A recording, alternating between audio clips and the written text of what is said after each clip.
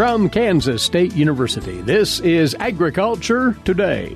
Eric Atkinson here, and coming up today, K-State's KC Olson will tell of an emerging new method of livestock identification that K-State had a hand in developing. It utilizes facial recognition technology by way of a phone app that's expected to be unveiled this fall. KC believes this to be a major step forward in the cause of cattle disease traceability.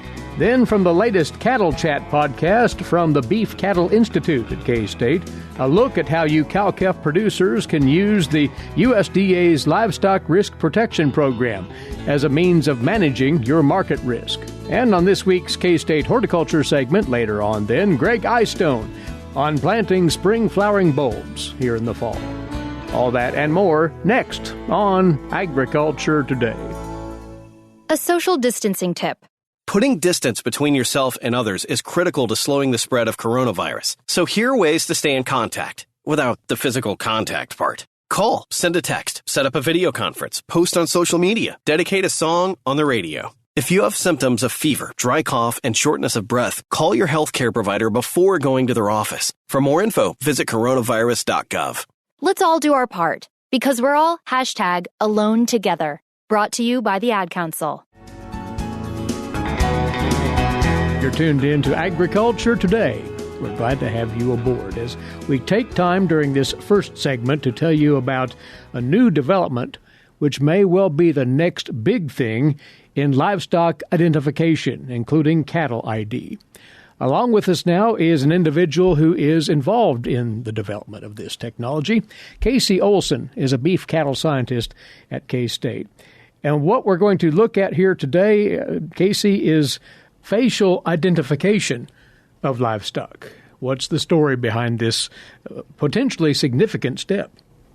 Well, there's an interesting story here, Eric. Usually when I come on your show, I'm talking about prescribed fire and I'm talking about prairie health and things like that. But because of a relationship that I developed, through my research activities, I was invited into a very interesting project a little less than a year ago. And the point of my involvement at that time was just to help a Kansas company find resources here at Kansas State University to develop an idea that they had for national animal disease traceability. I was successful in helping those folks find the resources that they had on this campus, some folks in computer engineering, some folks in vet medicine, some folks in animal science. And we have had a very interesting year thinking about this project. Many of your listeners would be aware that human facial recognition is now in some places a standard for identification in airports and other secure locations. That technology is based on the geometry of the human head, the face. It uses a bunch of intricate measurements of the human face to put a permanent identification on a human being, so that later on, when that human being needs to get on a flight or something similar, they can have a hat on, they can have glasses on, they could have grown facial hair, they could have grown older. Okay, but that technology is capable of nearly 100% accurate read rate. So the thinking here is that why couldn't we have something like that for beef cattle that we could then use to create a national animal disease traceability system? We began talking to the industry sometime last winter. Through the efforts of a colleague in veterinary medicine, we were able to collect 1,000 short videos of feeder cattle that were restrained in a chute, just sort of a panoramic view of the animal's head. And with colleagues from computer engineering, they were able to parse individual images out of those short, I think there were 5 to 7 second videos, individual images of animals' heads, 1,000 different animals. And then these were uploaded to a new generation of modeling tool called a neural network, which is a form of artificial intelligence, and it's self-learning. Okay, there's no need to teach it. Okay, all the little intricate biometric measurements of the face, because it teaches itself which of those measurements are critical. Late last spring, our colleagues from computer sciences called us together and they said, look, we've got something here. So the general process was to take some of those images and feed those to the neural network, so to speak, so that it could train itself. There were some images, though, that were withheld from the model. So it hadn't seen those before. And then to test the neural network, it was shown images of cattle that it had seen before, although not the same images. They were different photographs. But images of cattle that the neural network had seen before, images of cattle that the neural network had not seen before. 94% of the time, the neural network gave us a positive yes or a positive no. Now, that's a percentage that makes one sit up and take notice, isn't it? Yes. These results were encouraging enough where that company invested in the development of a cell phone application. What this cell phone app will do for any producer that wants to participate, okay, you simply position the cell phone camera in front of an animal. When the conditions are right, as judged by the app, it will snap a series of pictures. It will put a GPS stamp on each one and a date stamp on each one. Okay, and those are automatically uploaded to a secure cloud database. Any subsequent time, okay, that another producer or another owner would be curious about the origins of a particular calf, they could use the same app. Okay, take the pictures, upload those to the database. The information that they would then receive, okay, is when the animal was read into the system and physically where the animal was when it was read into the system. The basics of an ID, then. The basics of an ID. So to get the app up and running, it's expected to be commercialized this fall yet. But to get the app up and running, that's all that it does right now.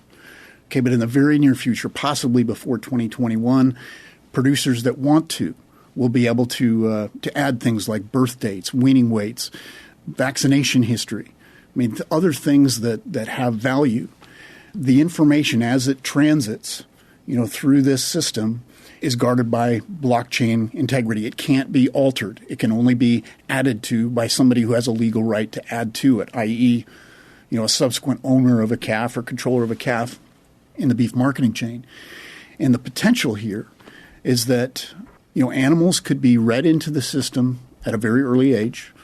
And the last time, that we would be able to harvest information about that calf would be immediately prior to harvest in a packing plant. Now, I've only learned in the last 48 hours the huge degree of industry enthusiasm that's involved here. Regionally speaking, cattle feeders, packers are interested. Seed stock producers are interested because for them it's a way to capture a lot of information in a very convenient way. For producers who don't want anything to do with a national disease traceability system, that's fine. Nobody is compelled to participate. The program, if you want to call it that, is completely flexible. An animal can be read into the database at any time. It could be the first point of sale after it leaves its ranch of origin, or any time subsequent to that. So this product, as you'll see it as a cell phone app, is called Cattle Tracks. This is large enough of a potential breakthrough that it begs a lot of questions. One is fairly generic, and that is that cattle exhibit distinctive enough facial characteristics that this will work. Because when we look at a pen of cattle so many times to our naked eye, they appear to be almost identical at times. True. But this will sort them out. This will sort them out. There's enough homogeneity in the human population where, with people we don't know at least, we tend to have some difficulty telling them apart. Right. But the sort of first-generation technology that's based on biometric measurements is capable, in the eyes of some, of 100% accuracy. So we're talking about a system here that has an incremental cost that's close to zero that nobody would be compelled to use, but there would be economic incentives provided by the beef industry to participate. We already know that age and source verification, for example, can be marketed for an individual animal to have greater monetary value. Well, we would get that with this system, but we would potentially get a great deal more, including, that all-critical element of biosecurity for our industry. And the thinking is that this eventually can be applicable to most mammalian livestock species. And right now I'm thinking of hogs and dairy cattle.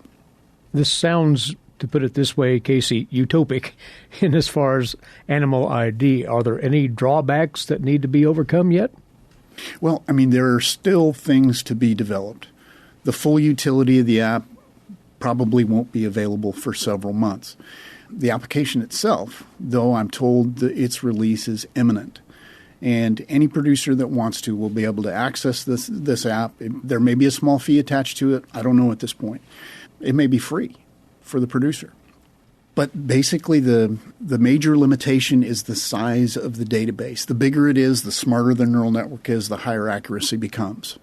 Okay, buy-in by the beef industry is absolutely essential to make it as robust as possible. The cattle producer community should be watching for more word on this relatively soon, you say. There will have to be a learning curve involved as far as individual producers are concerned. But as you describe this, that sounds like that is not a huge obstacle into itself either. No, I don't think so. A lot of thought has gone into what kind of a photographic platform would be ideal. And I know that several things have been evaluated. You know, cameras that are mounted in chutes, for example, that catch animals as they run by, multiple animals at a time. That turned out to not be stable enough to get a clear image. So at this point, the animal has to be stationary, possibly restrained. But the beauty of this is that the app really does all the thinking and clicks the picture at the most opportune moment.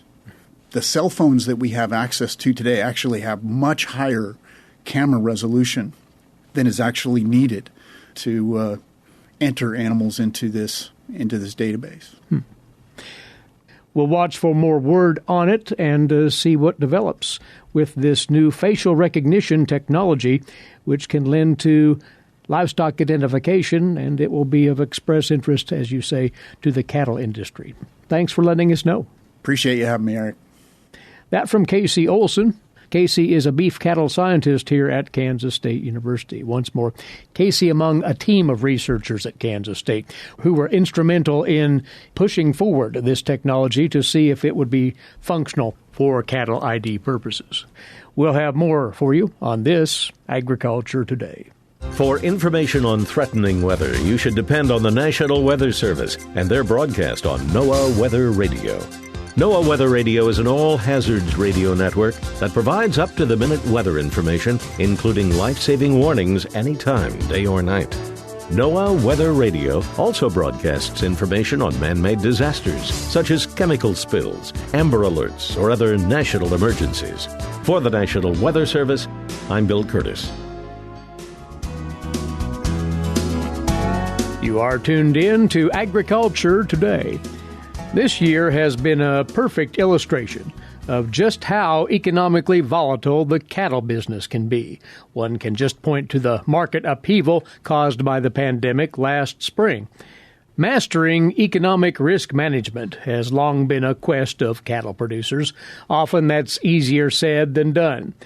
In the recent Cattle Chat podcasts produced by the Beef Cattle Institute here at Kansas State University, one specific approach to risk management for cow-calf producers earned the attention of the panel, the USDA's Livestock Risk Protection Program, or LRP. In essence, that is financial risk insurance for you producers.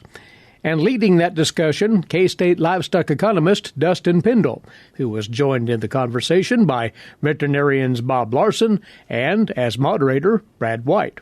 A few episodes ago, we talked about different types of risk and how to protect from that risk. One of the programs that we wanted to talk about today is the Livestock Risk Protection Tool or Livestock Risk Protection Program. Can you tell us a little bit about that? Yeah, so the Livestock Risk Protection, which is commonly referred to as LRP. It is an insurance product, so it is a risk management tool. It's offered through the USDA, United States Department of Agriculture's Risk Management Agency, and this LRP policy protects producers from adverse price changes in the underlying livestock market. Now, this policy, it does not cover from other perils such as diseases or death. It is just for the underlying livestock market price. This is for feeder calves They also have products for fed cattle, I believe, also for lamb and swine. And as we said, as I mentioned, it's really designed to insure against declining market prices. What's nice about it is you can choose from a variety of coverage levels. I believe anywhere from 70 to 100% of the actual ending value. It also allows you to pick from different insurance time periods, and that's nice because it allows you to match when your feeder cattle would normally be marketed. But again, this is just one form of risk management. There's a lot of other options out there that we've talked about in the past, whether that be futures markets or forward contracts, et cetera. So from a cow-calf, what are some of the things, if I was going to do this as a cow-calf producer, what are some of the advantages or disadvantages of going this way versus some of the other options that are out there?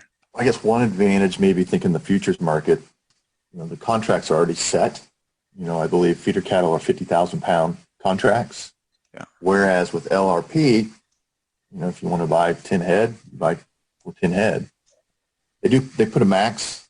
You can do up to 2,000 animals, 2,000 head per year. So that's one nice advantage. The other nice advantage is it allows you to pick different lengths of time for your contracts. So that which allows you for your marketing, you can pick different weight ranges. I think under 600 pounds or over 600, between 600 and 900. And so those are just a couple of maybe some advantages of LRP. It seems to me also and this may be true for other price risk management tools as well, but I've got a lot of flexibility to match my level of risk aversion. So if I'm really risk averse, I can purchase at a level that's going to be more expensive, but it's going to kick in quicker. If I'm willing to take a little more risk, so me and my brother-in-law and my cousin down the road, we can all use this tool, but we may use it pretty differently. Well, Andrew, I think the contract thing is a big thing too, because your contract size is on a per head basis instead of a truckload size lot. That's one. Another thing that I forgot to one benefit, I guess, could be is some of those premium subsidies. The premium subsidy that you would pay for it is being subsidized by USDA. So that would be another benefit. And they actually just upped some of those premium subsidies back starting in July of this year. So if I'm thinking about LRP or some sort of risk protection, is there any way for me to compare LRP versus maybe more traditional puts or hedges or things like that? Yes, absolutely. There is a tool on agmanager.info titled the Feeder Cattle Risk Management Tool that's developed way back when by Kevin Duvetter. It's currently being updated by a colleague of mine, Glenn Tonzer. It's a spreadsheet. You input some different information into it, which will come from a couple different websites, whether that's RMA, the Risk Management Agency, Chicago Mercantile Exchange, looking at futures, or Ag Manager, or Beef Basis also. And so what it is it allows you to compare different options, whether you're just going to sell at the cash price, whether it's a hedge, whether it's LRP. It's also got puts and calls. And so, again, it's a useful tool if you're thinking about should you or what might be the best option between various risk management. And because it's updated with those other sites, if I enter the data, it gives me kind of a real-time type comparison between which is the best option? It is updated on not a daily basis, but what you can do is you can go in and pull up the daily information if you want to look at actual ending values or your premium, your quotes from either CME or from the LRP websites. So you can look that information up and you can directly enter it into the spreadsheets. Same thing with your fed cattle basis. You go to beefbasis.com, pull that up, your fed cattle or your feeder cattle basis. You can enter into it.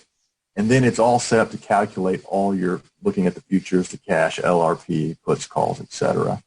Excellent. And so when would let's say I'm a spring calver, when would I think about using either LRP or some other form of risk management? When should I think about using that for my calves? Is it now when we're close to sales? Should I do it after they're born? Pros and cons there? Well, you probably have to wait until it's after they're born, right? I doubt they would, like any other insurance product, life insurance. You're probably not going to go purchase it after somebody has, passed away. Right. So after they're born, you could do that. You can take a look at what that expected price is going to be when you anticipate selling them. You can wait a little while longer too. I mean, there are some, you have to purchase it. You can't sell it to purchase and sell. There are certain dates, 30 days out, for example. You can't sell your calves before that 30-day window when you would sell it. But you definitely have to wait until after the calves are born, and I guess you just have to evaluate what your expected selling prices are going to be and your various risk tolerances as well. So the further I go into the future, the longer I may have that policy may change the costs, or if I'm looking at traditional hedging or puts, but then the less I know about what that market's going to be like in the future, right? So if I do it right after the calves are born, I really don't have a good feel for what's going to happen for the market in the future, but I'm locked in. So I have to understand what level of risk protection am I looking to get, right? So am I putting a floor under them, or what am I trying? What's my goal? Right. You definitely need to know. You need to know that. And just as an example, look back to last spring, what happened in the cattle markets, right, with COVID. Yeah. So could you imagine, just think about before COVID, if you were thinking about it, versus after, the differences in expecting selling prices or what those premiums? Yeah, that would have been kind of nice to have some insurance floor under those calves that were sold kind of right after the packing plants were closed down and things like that. That it would have been nice to have some downside risk protection. But it comes with a cost, and it kind of depends. At least when I think about people I work with, risk tolerance is vastly different between people, and some of that's personality, some of that's how much they're leveraged currently, and that's probably why it's kind of hard to come up with a one-size-fits-all or best answer for everybody. It's, well, give yourself a floor, but that floor might be different between each of us or anybody else. Absolutely, yeah, and I think that's what makes it unique for each operation, is you have to understand why you're doing it. And I think you can't put it, the other thing, Bob, what you said, I think relevant to timing, you can't put it in place after something happens like this spring, right? You can't put it in, you can't wait till the event and then go, oh, I wish I had risk management. You have to decide that before. I don't think anybody's going to offset my risk once I'm in the middle of a disaster. No. Sorry, Dustin, I jumped in on you. What did you have something else? No, I was just going to say exactly what you were saying, that everybody's operations are going to be unique, whether it's size, geographic locations, the various risks, the tolerance of that individual. So it's all going to be a little different. And just one final thing, Brad, you bring this up. If people are interested in learning more about it, you might want to go out and visit the USDA Risk Management Agency's website, and they've got a list of all the approved livestock insurance agents on their website. They also list the premium rates, the coverage prices, the actual ending values. That's posted, and that's updated on a daily basis. Those remarks from K-State's Dustin Pendell, Bob Larson, and Brad White. To access all the information on the USDA's Livestock Risk Protection Program, go to rma.usda.gov and search for Livestock Risk Protection. Also take advantage of those tools that Dustin mentioned at agmanager.info. As for the entire BCI Cattle Chat podcasts, they're found at ksubci.org, ksubci.org. We'll return with more in a few moments here on Agriculture Today. Kansas farmers and ranchers are helping feed your family in the world. The largest contributor to the Kansas economy is beef cattle. How do you get that juicy steak on your plate? In order for you to enjoy your tasty meal, it requires the hard work of the producers, marketers, advertisers, processors, inspectors, transporters, packers, and consumers. So thank all these people and sit back, relax, and enjoy your tasty meal. You're tuned to Agriculture Today over the K-State Radio Network. Once again, in our 96th year of broadcast service to agriculture in Kansas and the Central Plains. Eric Atkinson with you. Now, today's lead stories in agricultural news, courtesy in part of DTN. Well, with the House passing that continuing resolution late Tuesday to fund the government through December the 11th, the USDA can now use the Commodity Credit Corporation to make payments to producers with no interruption. The bill blocks any possibility of using CCC funds for oil refineries, and it also gives the USDA flexibility in implementing nutrition programs. The vote was 359 to 57. Republicans and rural Democrats emphasized that the continuing resolution will allow producers to get both their regular subsidies and the second round of the coronavirus food assistance program payments. Urban Democrats were emphasizing the inclusion of the nutritional aid. The CCC is a $30 billion line of credit at the Treasury Department that the USDA uses to make payments, mostly, of course, to producers. That account needs to be replenished annually. It's now up to the Senate to consider that continuing resolution. Senate Agriculture Committee Chairman Pat Roberts of Kansas said this bipartisan deal is, in his words, a step in the right direction on behalf of agricultural producers, especially at a time when markets are unpredictable and prices are low. Senate Agriculture Committee Ranking Member Debbie Stabenow said that she remains concerned about unfairness in ad hoc USDA payments and that she will continue to provide oversight to ensure that payments are distributed to the farmers who need it the most during what she calls these challenging times. Well, crop growers, if you want to update your yields for the Price Loss Coverage Program and haven't yet done so, the clock is ticking. Here's more from the USDA's Gary Crawford. Farmers, if you want to update your yields for the USDA Price Loss Coverage Program and haven't done so, you only have a few days left to do it. Those yields, of course, are used to calculate PLC payments. And USDA's Farm Service Agency Administrator Richard Fordyce says farmers and landowners have not had the chance to update those yields since 2014, and a lot can change in 6 years. And so it's going to be worth the landowner's effort to at least take a look at that and see if it's going to be advantageous for them to update those yields. The deadline, again, to update yields is September 30th. Fordyce says if you don't make that deadline, that's not going to be an issue. They'll just continue to use the yields that we have on file at FSA. This is Gary Crawford reporting for the U.S. Department of Agriculture. A program that provides information and help to farmers, ranchers, and other farm workers with disabilities or other limitations is about to launch a month-long effort to spread education in 19 states. Organizers announced that the AgriBility Virtual State Fair will run through the month of October, highlighting its support for the agricultural industry. The Kansas AgriBility Project will be featured on October the 22nd. AgriBility is funded through the USDA's National Institute of Food and Agriculture. Its primary purpose to provide services and information to aid producers, ranchers, and farm workers who are affected by a disability, a functional limitation, or health condition. The project manager for the National AgriBility Project, Paul Jones, said that the idea for the virtual state fair grew from the fact that one of the primary ways to reach the agricultural community through county and state fairs was largely canceled this summer and fall.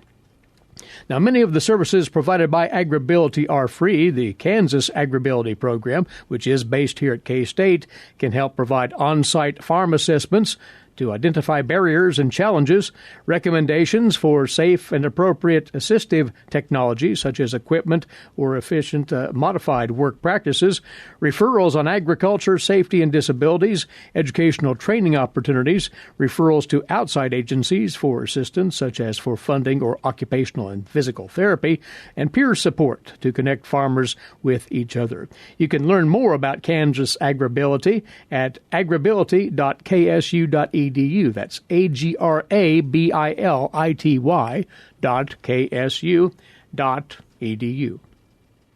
Coming your way next, the weekly Kansas soybean update. And standing by, as always, with that is Gregg Eyestone. Gregg?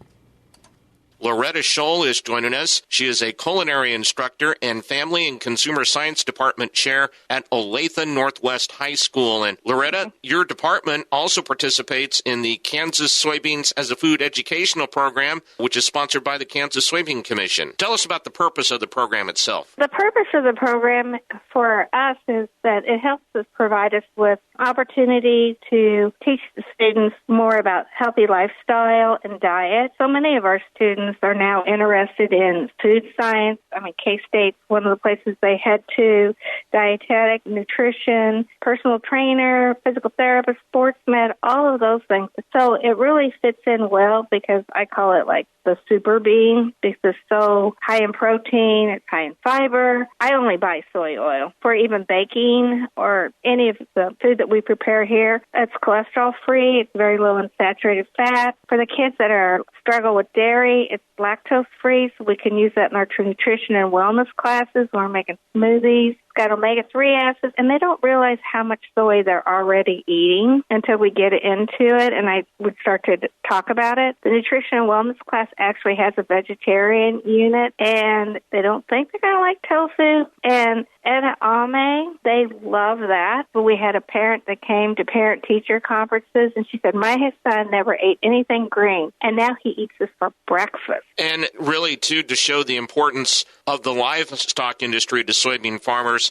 teach them a little bit about that, too. When I talk and I tell them about the program and what a generous contribution they help because groceries never go down and budgets don't ever seem to go up, that half of the money that's provided through the program can be towards beef or dairy products because I think 80% goes towards feed for livestock. Being able to participate in this, if you're a teacher, you're provided with some supplemental funds for the program, too? We get $2 per student that we have enrolled in a culinary class, and that really adds up because we have 2 culinary teachers in this building, and budget's always very tight. And you can go to kansassoybeans.org for more information about how to participate in the program. Loretta, I appreciate you joining us. Thank you very much. Thank you, the Kansas Soy Commission, for your support. Loretta Scholl is joining us, culinary instructor and Family and Consumer Science Department Chair at Olathe Northwest High School, here on the Kansas Soybean Update. It's brought to you by the Kansas Soybean Commission. Thanks, Greg. And a very quick reminder here, K-State's 2020 Virtual Beef Stalker Field Day is a week from today, October the 1st. You can still register for this free event. Check it out at ksubeef.org. This is Agriculture Today. Social distancing slows the spread of coronavirus, so stay a minimum of 6 feet away from others and stay home if you can. More info at coronavirus.gov. Let's all do our part, because we're all #alone together. Brought to you by the Ad Council. For you now on Agriculture Today, our weekly horticulture segment and something for the here and now, and that is planting those spring flowering bulbs. And along with us is Riley County Extension Horticulture Agent Gregg Eyestone to walk through the procedure here, which is pretty straightforward but needs to be followed, Greg, nonetheless. First off, when to plant? Any time now? Yes, probably the soil temperatures need to be around 60 degrees or cool down to that before you start thinking about planting. So we're getting there. You can obviously go to the Mesonet and check out anything close by you as far as soil temperatures. So anything in the 60 or below is good. And you can actually plant up till about the time the ground freezes. That may not be the most enjoyable time to be outside planting.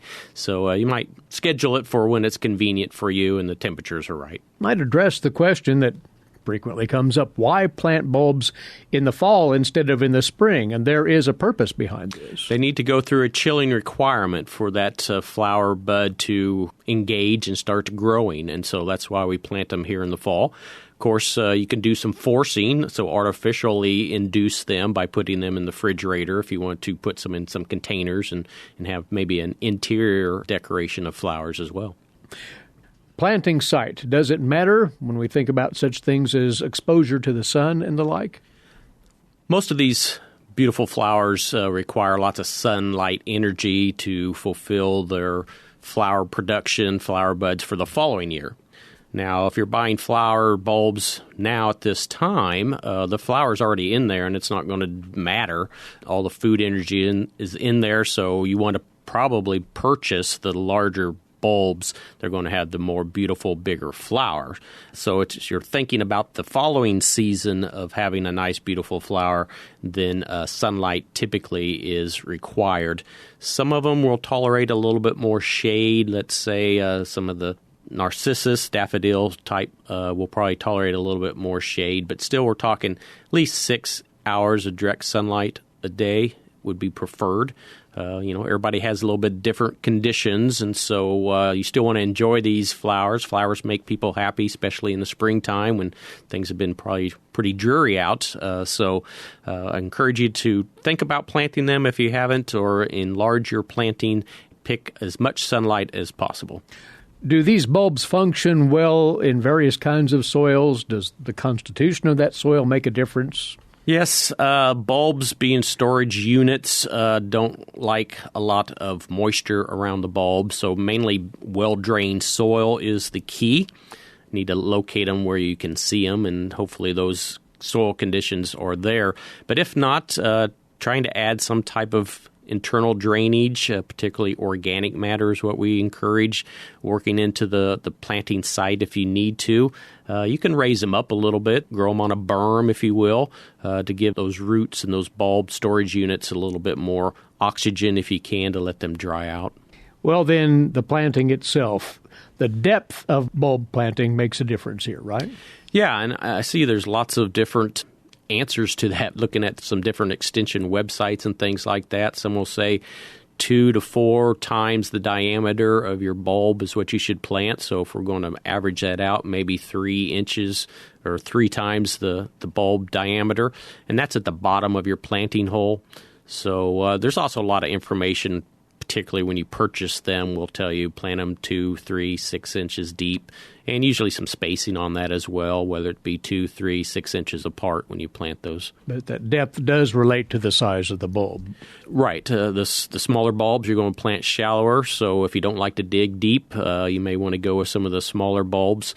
But particularly, and again, I think there's a little bit of leeway there. And if you're using some mulch, that will play into the factor of how deep to plant them as well. So if you got a sandy soil that has good drainage, you may plant them as deep as the label says and put a couple inches of mulch over that to protect them as well. Everyone, Gregg, has their own style, but the preference here largely is to not plant these necessarily uniformly in a row, but rather clump them together to provide a different color display. Probably a more natural look is what typically we come with. Think about perennials in general, usually kind of a rounded form to those, so you space those out and plant them. I've heard one time you just put them in a bucket and throw them on the ground, and wherever they lay is where you put them. You may need to space them out a little bit more, but generally we don't plant them in a cultivated row like you may your vegetable garden. Right. And the planting itself then, you dig the hole, you place the bulb, and then covering that up. Any particular tricks to the trade here? Yeah, I want to highlight soil testing. You may want to soil test at some point. If you have never done that, I encourage you to do at least once in your time to know what your soil has. You may need to add a little bit of fertilizer to that. That would depend on that soil test. But let's say it does come back, need to add a little bone meal or something with a little phosphorus in there. You put that in really work that a little bit below your bulb. That's where the roots will be forming, so that's where those fertilizer needs will be. Then you pack it in with your soil. Pack it in, maybe needs just put soil over the top of it, water it in, make sure those bulbs are pointed up. You want to make sure you plant your bulbs in the right direction, because otherwise it'll really slow down the process. If you can plant them about as evenly depth, they're going to probably bloom at a more uniform time and make a more attractive display. Mulch probably not a bad idea just to get through the fall and winter season, and they should be good to go. All right. Lastly here, though, be selective about your bulbs and maybe be adventurous at the same time. There's a lot out there, Gregg. There are a lot out there. One that I've really fallen in love with is the alliums or the ornamental onions. purple and white. They come in, so that's a favorite of mine, so that's a good choice. They also have interesting flower stalks. Many of these flowers, you know, once they're done blooming, you go ahead and cut them off, make it more attractive. Leave the foliage there as long as you can so you have some production for next year. But the alliums will have some interesting flower stalks that you can use as dry cut flowers or in arrangements and things. So check into alliums, but the tulips, of course, they're loved by deer and other wildlife, so right. Take that in precaution. The narcissus, daffodils bloom continuously year after year. Tulips are maybe a little bit more of an annual crop. Crocuses, hyacinths, lots of options out there. Take advantage of what is available. Explore the alternatives as you go about selecting spring flowering bulbs for planting from now through the rest of the fall. Greg, thanks for coming over. It's been my pleasure. He's the Riley County Extension Horticulture Agent, Gregg Eyestone, on this week's Horticulture segment. That's our time for today. As always, we appreciate you listening in. Please rejoin us right here tomorrow. Until then, Eric Atkinson for Agriculture Today. This is the K-State Radio Network.